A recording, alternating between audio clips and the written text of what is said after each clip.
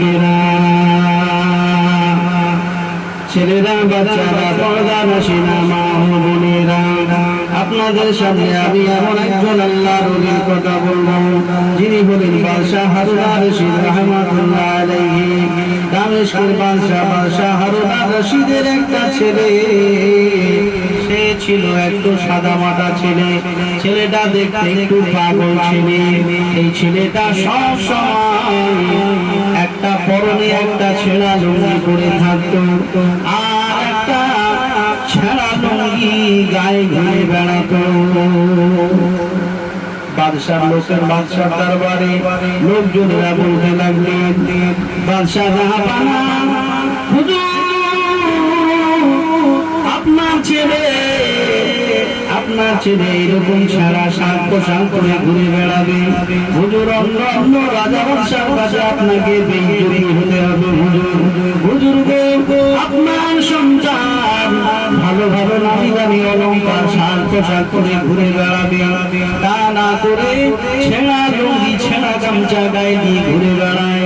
হুজুর, শুধু তাই নয়, আর কোন মানুষ যদি মারা যায়, সেই গ্রামের মানুষের কাছে গিয়ে অঝর নয়নে আপনার ছেলে কাঁদতে থাকে, তার কবরের ধারে গিয়ে বসে বসে অঝর নয়নে কান্না করে, রোনাজারি করে।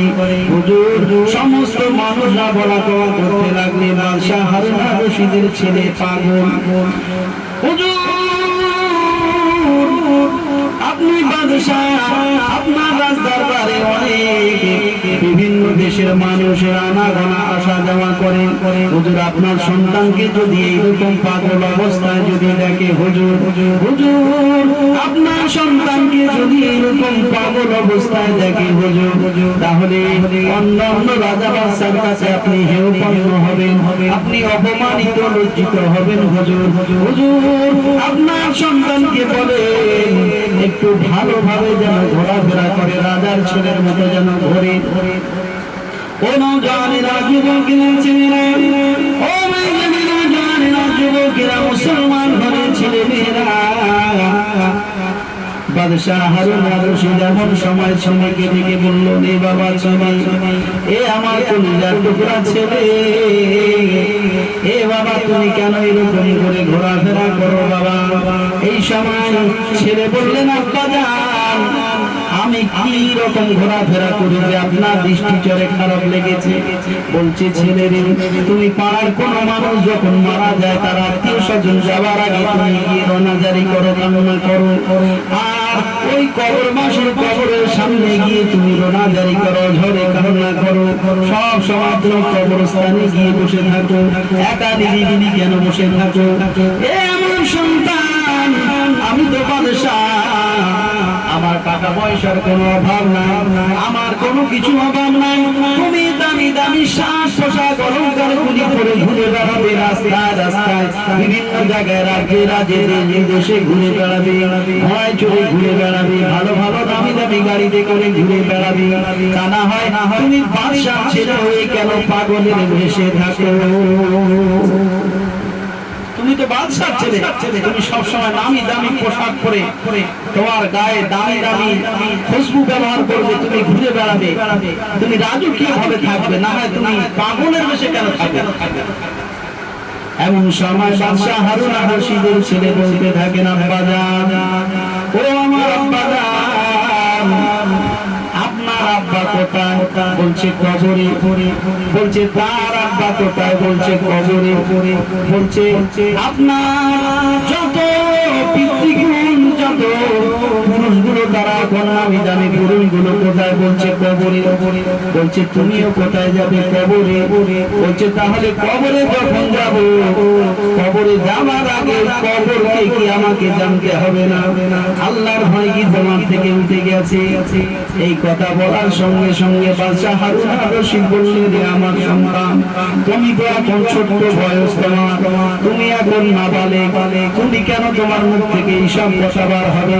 তুমি আস্তে আস্তে বড় হও, তুমি সাবালেগ হও, তবে তুমি বলবে এইসব কথা। তুমি তো এখন ঘুরে বেড়াবে, খেলাধুলো করবে, বিভিন্ন জায়গায় ঘুরবে, তোমার মুখ থেকে এইসব কথা এখন মানায় না।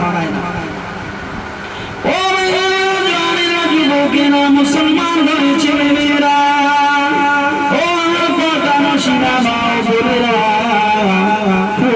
করে শুনলেন আল্লাহ ওলি বাদশাহ হারুন আর-রশিদ এই কথা বলার পর এমন সময় বাদশাহ হারুন আর-রশিদের ছেলে বললেন আব্বা জান তোমাকে কি আল্লাহর ভয় আছে তোমার মধ্যে কি আল্লাহর ভয় আছে আব্বা আমি কেন একা একা ঘুরি তুমি কি দেখতে চাও আব্বা জান বলছে হ্যাঁ দেখাও বলছে আব্বা ওই গাছের পাখিটা বসে আছে ওই পাখিকে আমি ডাকবো ওই পাখি আমার হাতে চলে আসবে কিন্তু ওই পাখিকে তুমি একবার ডাকো পাখিটা তোমার কাছে আসে কিনা বাদশাহ হারুন আর-রশিদ অবাক হয়েছে রইলেন এমন সময় বাদশাহ হারুন আর-রশিদের ছেলে বললেন এই পাখি তুমি আমার হাতে চলে আসো এমন সময় পাখিটা উড়ে উড়ে ওই বাদশাহ হারুন আর-রশিদের ছেলের ঘাড়ে এসে বসলো আবার পাখিকে বললো পাখি যাও উড়ে যাও আমার আব্বাটা যে খবরদার আসবে না ও মুসলমান ঘরে ছেলে মেয়েরা বাদশাহ হারুন আর-রশিদের ছেলে যখন পাখিকে মানা করলো এবার বলছে আব্বা তুমি ডাকো এমন সময় বাদশাহ হারুন আর-রশিদ হাত বাড়িয়ে পাখির দিকে ডাকে পাখি কথা শোনে না পাখি আসে না ও মুসলমান ঘরে ছেলে মেয়েরা যুবকেরা বাদশাহ হারুন আর-রশিদের ছেলে যখন বাপকে বুঝিয়ে দিল আব্বা আমি কেন একা একা কবরের ধারে কাঁদি কেন একা একা বসে থাকি কিন্তু বাদশাহ হারুন আর-রশিদ কোনো কথা শোনে না বাদশাহ হারুন আর-রশিদের যেন কেমন লজ্জিত বোধ হচ্ছে রাজ দরবারে সমস্ত মানুষেরা আনাগোনা করে বলা দেওয়া করে বাদশাহ ছেলে পাগল বাদশাহ ছেলে দেখো পাগল কেমন ভাবে ঘুরে বেড়ায় ছেঁড়া লুঙ্গি মাথায় জড়িয়ে আর একটা ছেঁড়া লুঙ্গি ঘুরে ঘুরে বেড়ায় অন্য অন্য রাজা বাদশাহরা যখন আসে ওদের সামনে বেইজ্জতি হতে হয় ও জওয়ানেরা যুবকেরা বাদশাহ হারুন আর-রশিদ এই লজ্জা বোধ মনে হয় এমন সবাই বলা দেওয়া করে বাদশাহ হারুন আর-রশিদের বড় লজ্জা হয় বাদশাহ হারুন আর-রশিদ ছেলেকে দেখে ধমক দিয়ে বললেন আমার সন্তান রে কাল থেকে যদি তুমি এই ছেঁড়া পোশাক পরে যদি তোমাকে দেখি তাহলে আমি তোমার আরে আমার রাজ দরবারে রাখবো না কেন অন্য অন্য রাজা বাদশাহ লোকেরা যখন আসে তখন তুমি আমার রাজ দরবারে ঘুরে বেড়াও ছেঁড়া পোশাক পরে সবাই বলতে থাকে দেখো বাদশার ছেলে ঘুরে বেড়াচ্ছে এইটা হলো বাদশার ছেলে আমার এই কথাটা শুনতে বড্ড খারাপ লাগে কাল থেকে তুমি যদি পরিবর্তন হও ভালো ভালো না হয় আমার রাজ দরবারে আর তুমি টিকো না আমাদের ঘরের ছেলেরা কেমন সাদা মাথা ছেলে দেখুন আল্লাহর ভয় আছে তার মধ্যে বাপের কথায় শুনে মনে দুঃখ পেল এমন সময় মার কাছে গিয়ে বললেন মা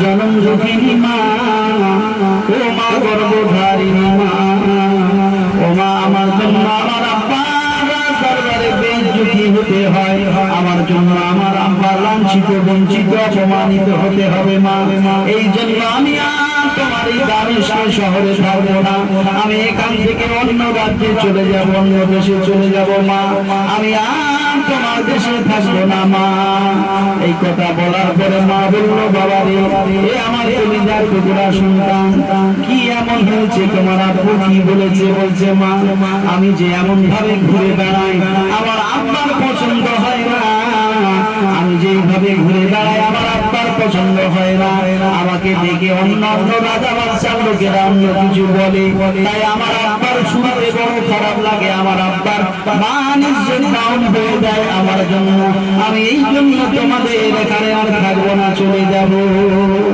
এমন সময় মা রোনাজারি করে চোখের পানি ছেড়ে দিয়ে কাঁদে এ আমার কলিজার টুকরা তুমি কোথায় যাবে বলছে মা ও মা বিদায় দাও মা আমি আর তোমার রাজদরবারে থাকবো না মাকে বলে একটা কোরআনুল কারীমটা বুকে জড়িয়ে ধরে ধরে একটা মোটা পানের মোটা হাতে নিয়ে বেরিয়ে যাচ্ছে এমন সময় মা সহ্য না করতে পেরে মা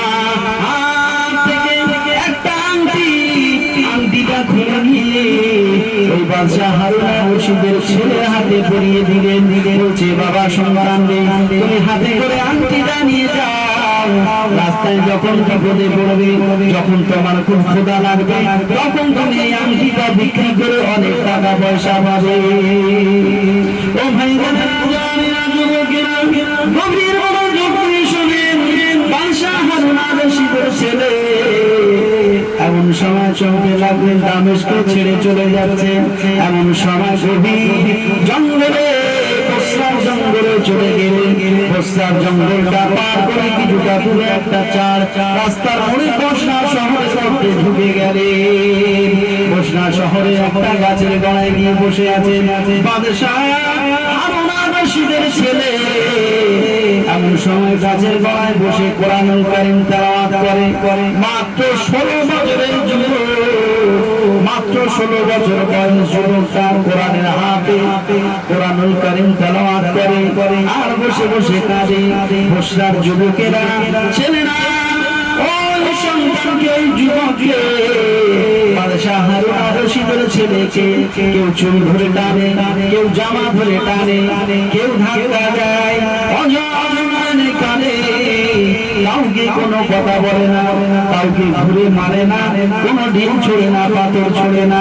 কেমন সাদা সিধা ছেলে, এমন বসে বসে কাঁদে। ও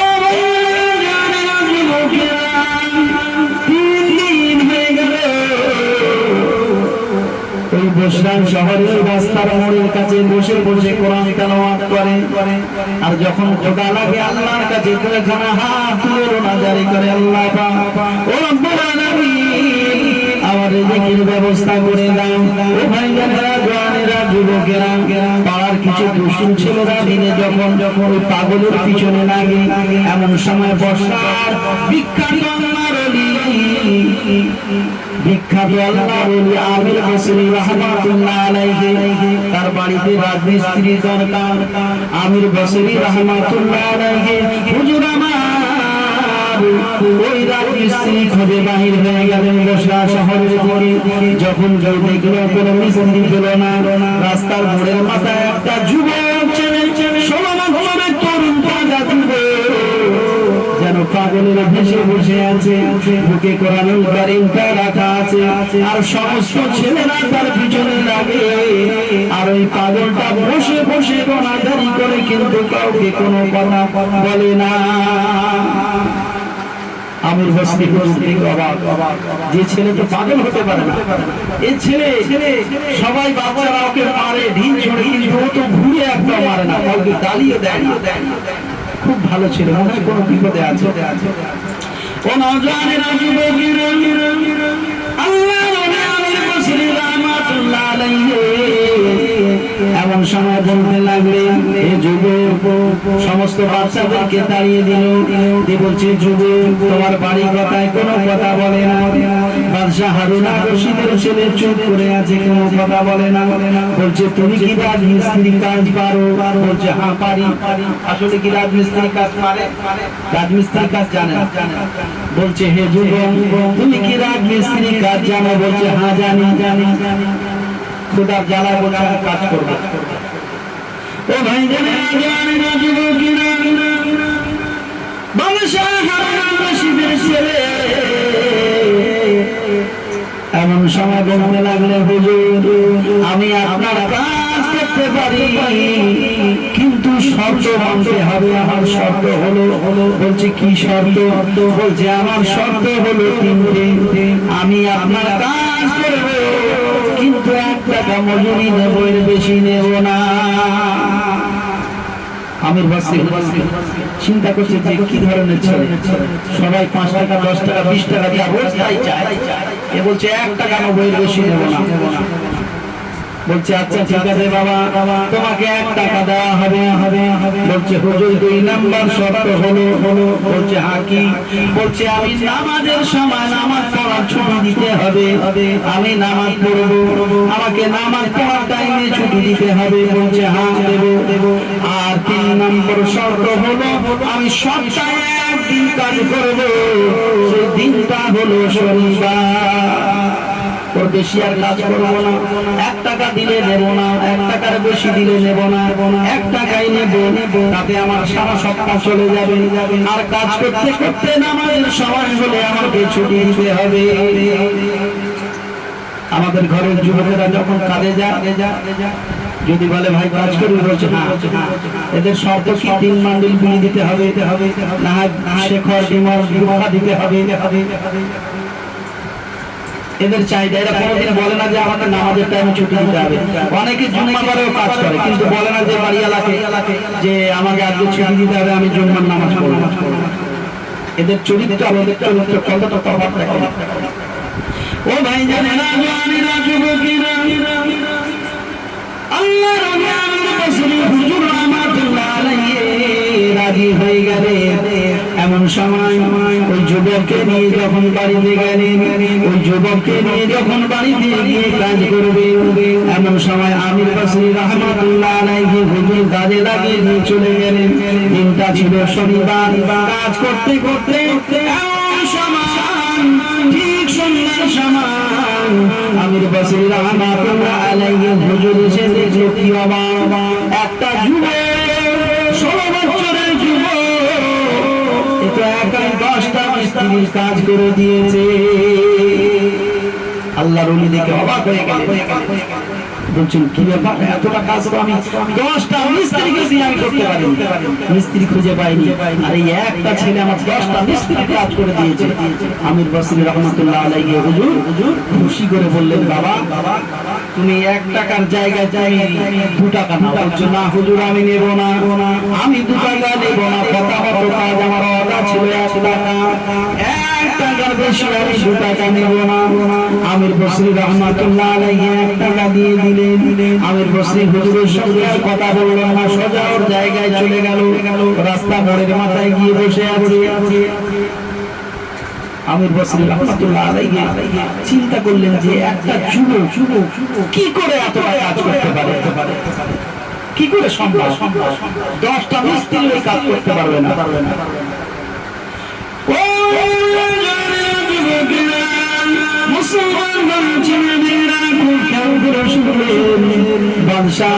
হারুন আর-রশিদের ছেলের কাছে বসরার বিখ্যাত আল্লাহর ওলি আমির বাসরি রাহমাতুল্লাহ আলাইহি হুজুর দ্বিতীয় সপ্তাহে চলে গেলেন।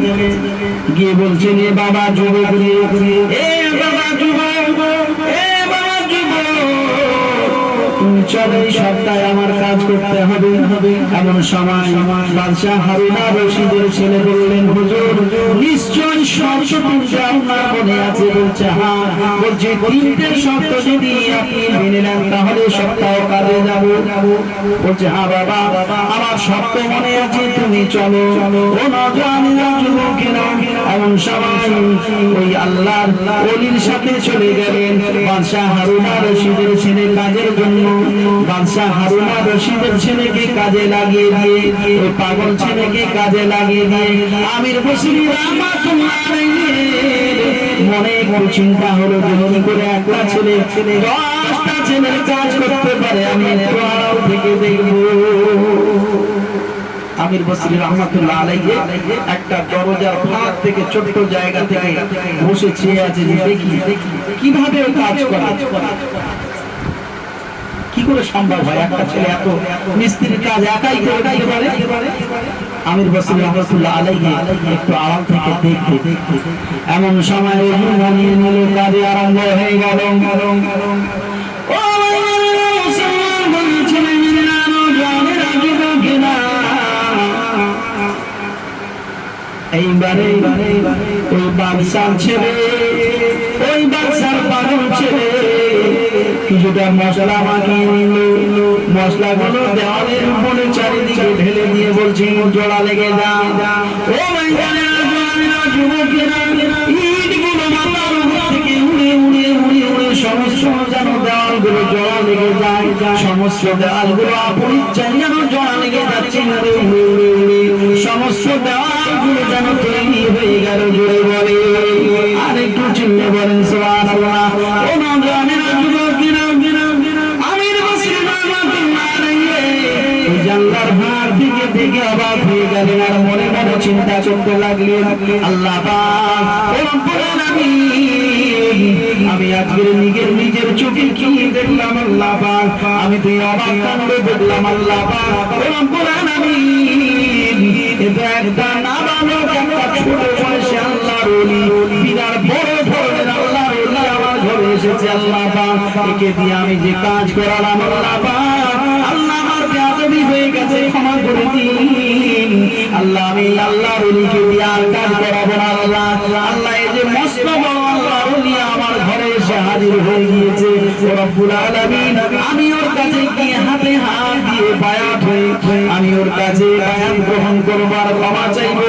আল্লাহর ওলি তোমার কাছে এত অল্প বয়সে, যুবক বয়সে, তাজা 16 বছরের যুবক যে এত বড় আল্লাহর ওলি হতে পারে আমার ধারণা ছিল না। আমি আমির বসরি ওকে দিয়ে কান করিয়েছি বটে, কিন্তু আমি এই অবাক কাণ্ড দেখার পরে, দৃশ্যটা দেখার পর আমার যেন আর মনে সহ্য হচ্ছে না। আমি যেন এক্ষুনি গিয়ে তোর হাতে পায়ে পড়ে যেন ক্ষমা চাই।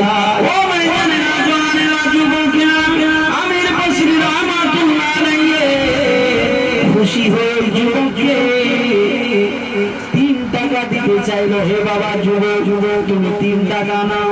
এমন সময় আমির বসরি রহমাতুল্লাহ আলাইহি হুজুরের 3 টাকা দিতে চাইলো, কিন্তু আমির বসরি রহমাতুল্লাহ আলাইহি 3 টাকা যখন দেয় ওই যুবক বলছে,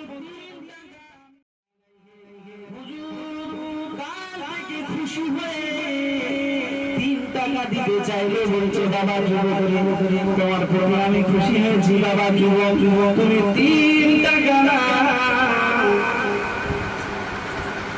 তুমি 3 টাকা নাও। বলছে না হুজুর, আমার কথা ছিল 1 টাকা নেব, বেশি আমি নেব না। হুজুর বলবো 1 টাকা হলে আমার সারা সপ্তাহ সংসার, সারা সপ্তাহ খরচ হয়ে যায়, আর আমার কিছু দরকার নাই, 1 টাকাই দরকার, 1 টাকা দেন। বলে ওই 1 টাকা নিয়ে ওই পাগল ছেলেটা কোরআনের হাফেজ 16 বছরের যুবক বাদশা হারুন আর রশিদের ছেলে চলে গেলেন ওই গাছতলায়। এমন সময় বাড়িতে সারা রাত ঘুম নাই। আমির বসরি রহমাতুল্লাহ আলাইহি চিন্তা করতে লাগলেন, আল্লাহ আজকে আমি নিজের চোখে একটা ছোট্ট মানুষ 16 বছরের আল্লাহর ওলির কারামত আমি নিজের চোখে দেখেছি। আল্লাহ আমি ওই ছেলের কাছে যতক্ষণ পর্যন্ত না গিয়ে এই কাজ করানোর জন্য ক্ষমা চাইবো, আল্লাহ আমার মনে কোনো শান্তি হবে না। ও ভাই জানেরা, জওয়ানেরা, যুবকেরা, ও মুসলমান ভাই ছেলেমেয়েরা, জওয়ানেরা, যুবকেরা, এমন সময় ওই বাদশা হারুন আর রশিদের ছেলে কাছে ওই বাদশা আমির বসরি আল্লাহর ওলি আমির বসরি আবার চলে গেলেন। 3 দিন 4 দিন পরে গিয়ে দেখছে ওই গাছ ওই পাগল ছেলেটা কোরআনের হাফেজ তার না। এমন সময় জিজ্ঞাসা করতে লাগলেন, এলাকার সমস্ত লোকজনকে জিজ্ঞাসা করতে লাগলেন, ও ভাই, এ যুবকেরা, এ ভাইরা, এখানে যে পাগলটা বসে থাকতো, একটা যুবক বসে থাকতো, ওকে কি তোমরা দেখেছো? বলছে, হ্যাঁ হুজুর, আজ থেকে 2 দিন আগে দেখেছি, আর 2 দিন হয়ে গেল আর আমি দেখি না। আর 2 দিন দেখি না, বলছি 2 দিন গেল কোথায়? খোঁজ খবর খুঁজতে লাগলো, খুঁজে আর কোনো জায়গায় পেল না। লাস্টে আমির বসরি রহমাতুল্লাহ আলাইহি যখন বাড়ির দিকে চলে যাচ্ছেন, এমন সময় ওই বসরা জঙ্গল থেকে একটা বালক ছুটে আসছে। তখন আমির বসরি রহমাতুল্লাহ আলাইহি জিজ্ঞাসা করছে, বাবা, এ যুবক, তুমি কি এইদিকে একটা পাগল ছেলে যে এখানে বসে থাকতো, তুমি দেখেছো? বলছে, হুজুর, 2 দিন আগে এখানে বসে কোরআন তেলাওয়াত করতো, নামাজের টাইমে নামাজ দিয়ে মসজিদে পড়তো, কখনো এখানে বসে পড়তো হুজুর, তবে আজ 2 দিন হলো আর ওকে দেখছি না হুজুর। তবে আমার মনে হয় ওই জঙ্গলে কি একজন শুয়ে রোনাজারি করে, অঝর নয়নি, জোরে জোরে যেন কান্না করছে হুজুর। আমার মনে হয় ওইখানে গিয়ে থাকতে পারে। এমন সময় আমির বসরি রহমাতুল্লাহ আলাইহি ওই যুবককে হাত ধরে নিয়ে জঙ্গলের ভিতরে চলে গেলেন। জঙ্গলের ভিতরে গিয়ে দেখছেন ওই আল্লাহর ওই যুবক বাদশা হারুন আর রশিদের ছেলে একটা টুকরো আমলা একটা টুকরো মাথায় দিয়ে অজর নয়নে রোনাজারি করে। বাদশার ছেলে এমন করে রণাজারি করে, কিন্তু আমির বসরি হুজুর তো জানে না যেটা বাদশার ছেলে পাগল। কিন্তু নিজের চোখে যখন দেখলো যে একটা বড় আল্লাহর ওলি যেভাবে মিস্ত্রি কাজ করলো, আমির হুজুরের ক্ষমা চাওয়ার জন্য গেছিলেন। আমির বসরি রহমাতুল্লাহ আলাইহি হুজুর বলছে, বাবা যুবক রে, ও বাবা তুমি কেমন করে রণাজারি করো বাবা? এই জঙ্গলের মাঝখানে কেউ নাই বাবা, তুমি কিসের জন্য এত জোরে জোরে অধীর রণাজারি করো? এমন সময় বাদশাহ ছেলে হারুন আর রশিদের ছেলে বলতে থাকেন মাথা ঘুরিয়ে, আমির বসরি হুজুর আপনি এসেছেন? বলছে হ্যাঁ। বলছে হুজুর আপনি কি কাজে করানোর জন্য এসেছেন? বলছে না বাবা, আমি তোমার কাছে এমনি দেখা করতে এসেছি বাবা। এমন সময় বাদশাহ হারুন আর রশিদের ছেলে রণাজারি করে, হুজুর আমি হয়তো আর পৃথিবীর জমিনে লাগব না হুজুর, আমি হয়তো মারা যাব হুজুর। আমি মারা গেলে আমার কি কাফন হবে না, আমার কি কাফন পরানো হবে না, আমার কি জানাজা হবে না হুজুর, আমি মনে হয় মারা যাব। এমন সময় আমির বসরি রহমাতুল্লাহ আলাইহি চোখের পানি ছেড়ে দিয়ে বললেন, এ বাবা যুবক রে, এ বাবা যুবক, বাবা ইটের টুকরোটা মাথায় থেকে সরিয়ে দাও বাবা। তোমার এই মাথাটা নিয়ে আমার নরম কোলের উপরে মাথা রেখে তুমি আরাম করো ঘোড়া। বলছে হুজুর না, খবরদার, আমার মাথা থেকে ইটের টুকরোটা সরাবে না, আমার মাথায় ইটের টুকরো আছে, থাক হুজুর, আগে আপনি আমার কথার উত্তর দেন। বলছে কি বাবা? বলছে হুজুর গো, আমি যদি মারা যাই হুজুর এই জঙ্গলে আমার কি জানাজা হবে না? বলছে হ্যাঁ বাবা, আমি তোমার জানাজা পড়াবো। বলছে হুজুর আমার কি গোসল হবে না? বলছে যুবক রে, আমি নিজে গোসল দিয়ে দেবো। বলছে আমি গোসল দিয়ে আমি তোমাকে নতুন কাফন পরিধান করিয়ে তোমাকে কবরস্থ করে আমি নিজে তোমার জানাজা আদায় করে দেব। বলছে হুজুর কাফন নতুন দিতে হবে না, কাফন নতুন কার পুরাতন দুদিন পরে তো পচে যাবে, আমার কাফন নতুন দেওয়া লাগবে না হুজুর, আপনি আমাকে আমার ছেনা নিয়ে পরনে যা আছে আমাকে গোসল দিয়ে পরিয়ে আপনি আমাকে কবরস্থ করে আমার জানাজা আপনি নিজে ইমামতি করে পড়িয়ে দেবেন কিনা বলুন। আমির বসরি রহমাতুল্লাহ আলাইহি চোখের পানি ছেড়ে দিয়ে কাঁদে আর অঝয় কাঁদে। বলছে যুবক রে, তোমার কেন হঠাৎ করে এই কথাটা খেয়াল আসলো? বলছে হুজুর আমি মনে হয় আর বাঁচবো না, আমি এক্ষুনি মনে হয় মারা যাবো হুজুর। তবে আপনার কাছে একটা আপনার কাছে একটা আবদার করবো হুজুর, আপনি আমার আবদারটা গ্রহণ করবেন কিনা বলুন। বলছে বাবা কি আবদার করবে? বলছে হুজুর গো, আমি যদি এক্ষুনি মারা যাই, আমার গোসলটা দিয়ে যাবার পর আমার কাফনটা এই কাপড় দিয়ে কাফন করে আমাকে দাফন করে আমার জানাজা পড়িয়ে যাওয়ার পর আমাকে কবরস্থ করিয়ে দিয়ে হুজুর আমার কাছে কোরআনুল কারীমটা সব সময় থাকে, এই কোরআনুল কারীমটা আপনি নিয়ে গিয়ে ওই দামেস্কের বাদশাহর দরবারে পৌঁছে দেবেন কিনা বলুন। দামেস্কের বাদশার কাছে পৌঁছে দেবেন। আমির হুজুর রহমাতুল্লাহ আলাইহি আমির বসরি রহমাতুল্লাহ আলাইহি বললেন, ঠিক আছে আমি তোমার এইটা পৌঁছে দেবো। বলছে হুজুর আর একটা জিনিস আছে। হাত থেকে একটা আংটি খুলে নিয়ে আমির বসরি হুজুরের হাতে দিলেন। হুজুর এইটা ধরে ও হুজুর এইটা গিয়ে ওই বাদশাহ রাজদরবার এই কোরআনুল কারীম আর এই আংটিটা আপনি বাদশার হাতে দেবেন। বলার পর ওই 16 বছরের যুবক ওই পাগল ছেলেটা কোরআনের হাফেজ ইন্তেকাল হয়ে গেলে আমির বসরি রহমাতুল্লাহ আলাইহি কথা অনুযায়ী ওকে গোসল দিয়ে ওই কাফন পরিয়ে ওই জানাজা পড়িয়ে ওই জঙ্গলের মধ্যে বসরার জঙ্গলে দাফন করে দিলে। এমন সময় ওই হেঁটে হেঁটে ওই দামেস্ক শহরের দিকে কোরআনুল কারীম আর আংটিটা নিয়ে যায়। এমন সময় আংটিটা দেখে অবাক, বলছে আল্লাহ পাক, এই আংটি তো সাধারণ কোনো ছেলের হতে পারে না, সাধারণ কোনো মানুষের আংটি হতে পারে না আল্লাহ, এ তো একটা বাদশার আংটি বলে মনে হয়। এ তো রাজাদের হাতে থাকে, বাদশাদের হাতে থাকে আংটি, সাধারণ কোনো ছেলে হতে পারে না। আমি তো এতদিন বুঝতে পারি কোন ছেলে কি ছেলে, আর এই আংটি আর কোরআনুল কারীমটা কেন বাদশা বারবার দিতে বলল। এই আংটিটা আর কোরআনুল কারীমটা নিয়ে, কোরআন নয় সবার কাছে থাকে, কিন্তু আংটি তো সবার একই হয় না। এমন সময় ওই আংটিটা দিয়ে আর ওই কোরআনুল কারীমটা নিয়ে যখন দামেস্কের শহরে চলে গেলেন, এমন সময় কে দেখে বাদশাহ হারুন আর রশিদ ওই সময় সফরে বের হচ্ছে। এমন সময় বাদশাহ হারুন আর রশিদকে দেখে ওই মুসাফির সালাম দিতে লাগলেন, আসসালামু আলাইকুম। ওয়া আলাইকুম আসসালাম। হুজুর আমি মুসাফির অনেক দূর থেকে এসেছি, হুজুর আপনার সঙ্গে একটু কথা বলবো, আপনাকে কিছু আমানত দেবে, হুজুর নিয়ে যান।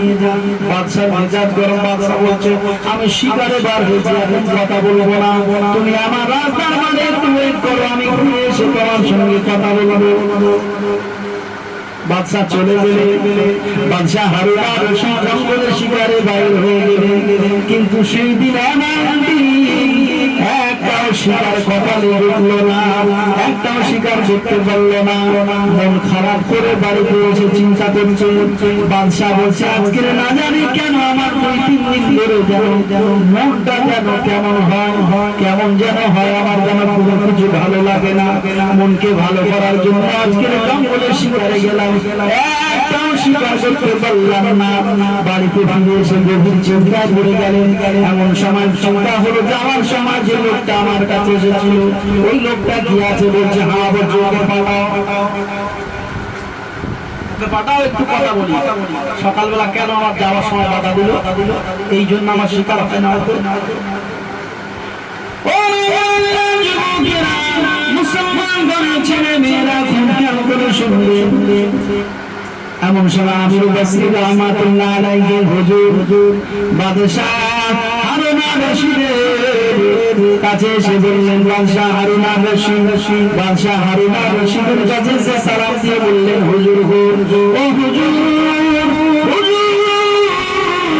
আমি তো আপনার কাছে এসেছিলাম কিছু আমানত দেওয়ার জন্য। হুজুর বলছে, কি আমানত? কোরআনুল কারীমটা হাতে দিল। বাদশা দেখে তো বলে, কোরআনুল কারীম যে কেউ দিতে পারে, কোরআন তো সব একই হয়, কারো জানার কোনো ব্যাপার নাই যে কোরআন হতে পারে কেউ দিয়েছে কোরআন। এমন সময় বাদশা বললেন, এইটা দেওয়ার জন্য কি এসেছো?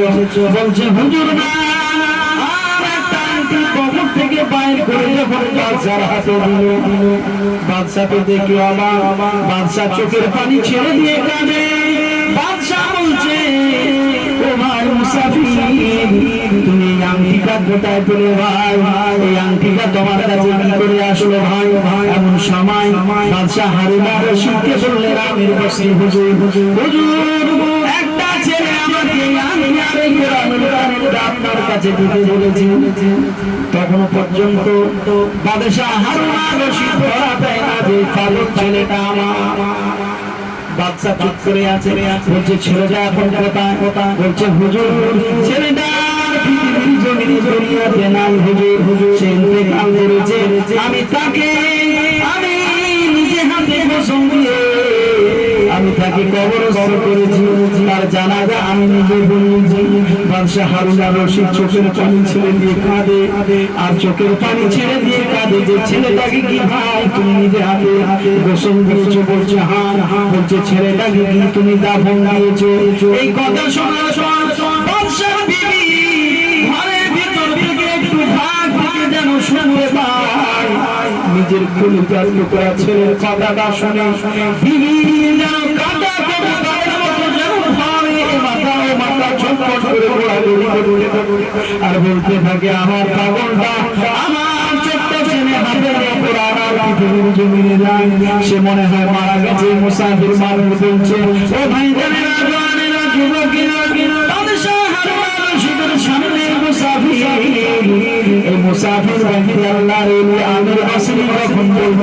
আর ওদিকে ঘরের ভিতরে মা ছটপট ছটপট করে আচার পাচার খাচ্ছে। বাদশাহ হারুনা রশিদের চোখ থেকে পানি গড়িয়ে যায়। বাদশাহ হারুনা রশিদ বললেন, ও ভাই, ও ভাই, ও মুসাফির ও ভাই, ওর জন্য আমি আজ 2 দিন ধরে আমার মনটা খারাপ। ও ভাই, আমি যখন শিকারে গেলাম আমার কোনো কিছু ভালো লাগে না, আমি শিকারও করতে পারলাম না। ভাই, এই আংটিটা দেখে মনে হলো যে আমার আংটি, আমার বিবিকে আমি দিয়েছিলাম। এই আংটিটা তো আমার বিবি আমার ওই ছেলে যাওয়ার সময় আমার ছেলের হাতে দিয়েছিল। ও ভাই, আমির বসরি, ও ভাই, আমার ছেলের উপরে আমি অনেক জুলুম করেছি, আমার ছেলের উপরে আমি অনেক অত্যাচার করেছি। আমার ছেলে একটু সাদা মাটা ছেলে ছিল, একটু আল্লাহ ভীরু ছিল, বিলাসিতা পছন্দ করতো না, খুব অহংকার পছন্দ করতো না, ভালো সাজগোজ পছন্দ করতো না। কেমন ছেলে? সাজগোজ পছন্দ করতো না। আমাদের ঘরে ছেলে একটা জামা কাপড় হয় না, প্রত্যেকদিন 2-3টে পর পর চেন, চুল কাটার যায় স্টাইল, বিভিন্ন ধরনের দামি দামি পোশাকগুলো ঘুরে বেড়ায়, অথচ তাকে ঘরে খাওয়া হয় না। আর বাদশাহ ছেলে হয়ে কোনো সাজ পোশাকের দিকে কোনো ভ্রুক্ষেপ ছিল না, দামি দামি পোশাকও পরতো না, পাগলের মতো সে ঘুরে বেড়াতো। কেন? আল্লাহর ভয় জানে পৃথিবীটা আমাদের চিরদিনের জন্য নয়, এটা হচ্ছে অনেকের জন্য চিরস্থায়ী। হলো আমার কবরের জিন্দেগি, আমার আল্লাহর কাছে হিসাব দিতে হবে। আল্লাহর ভয় তাদের ছিল, আমাদের আল্লাহর ভয় আছে। আমরা নামে বলি আল্লাহ, আপনাকে ভয় করি, কিন্তু অথচ আল্লাহর ভয় আমাদের মধ্যে নাই। আমাদের অন্তরে যদি আল্লাহর ভয় থাকতো, ওই মুসলমান কোনদিন সুদ খেতে পারতো না। আল্লাহর ভয় যদি মুসলমানের যদি থাকতো, ওই মুসলমান ঘরে কখনো নারীগুলো বেপরদা হয়ে ঘুরে দাঁড়াতো না। আল্লাহর ভয় যদি থাকতো, আমার মুখ থেকে কখনো মিথ্যা কথা বেরোতো না। আল্লাহর ভয় যদি আমার অন্তরে থাকতো, আমার দ্বারা খারাপ কাজগুলি হতো না। আমরা মুখে বলি আল্লাহর ভয় করি, আদৌ মুখে আল্লাহর ভয় নাই, আমাদের অন্তরে আল্লাহর ভয় নাই।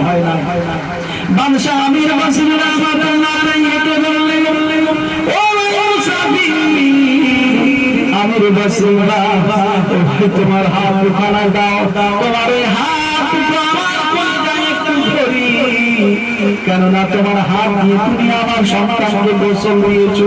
বলছে, হ্যাঁ গোসল দিয়েছি। তোমার হাত দিয়ে আমার সন্তানকে কাফন করিয়েছো। বলছে, হ্যাঁ হুজুর, আপনার হাত আমার হাত দিয়ে আমি ওকে কাফন করিয়েছি। বলছে, আপনার হাত দিয়ে আপনি দোয়া করেছেন, আপনি জানাজা পড়িয়েছেন। বলছে, হ্যাঁ। বলছে, ভাই আমির বসরি, একটুখানি তোমার হাত দুটো দাও, আমার কলিজা যেন ফেটে খান খান হয়ে যাচ্ছে, আমার কলিজা যেন ছিঁড়ে যাচ্ছে। ভাই, ও ভাই মুসাফির, ও ভাই আমির বসরি, তোমার হাত দুখানা আমার একটু অন্তরে লাগায়, আমার বুকে লাগায়, আমার কলিজার জ্বালাটা যেন আমি নিবারণ করতে পারি। ভাই, ও ভাই, তোমার ওই হাত দুখানা আমার ছেলের গায়ে লেগে আছে। ভাই, তোমার এই হাতটা আমার ছেলের গন্ধটা, ছেলের গায়ের গন্ধটা তোমার হাতে লেগেছে, আমার ছেলের গায়ে স্পর্শটা তোমার হাতে হয়েছে। ভাই, আমি বাপ হয়ে আমার ছেলের মরা মুখ দেখতে পেলাম না, মরার আগে জীবিত কিছু কথা বলতে পারলাম না, আমার ছেলেকে কিছু ভালো মন্দ কথা আমাকে বলে যেতে পারলো না, আমার সন্তান আমার সঙ্গে কোনো কথা বলতে পারতো না, তার মরা মুখ আমি দেখতে পারলাম না। ভাই, তুমি নিজে কবরস্থ করেছো আমার ছেলেকে। ও ভাই মুসাফির, তোমার হাত দুখানা দাও, আমি একটু আমার কলিজায় ধরে আমার গায়ে স্পর্শ করি। আর ভাই, তুমি আমাকে নিয়ে চলো, জঙ্গলে গলে তুমি দাফন করেছো, এই জঙ্গলে গিয়ে আমি তোমার সাথে আমার ছেলের কাছে একটু দোয়া করো। ভাই, ও ভাই আমির বসরি,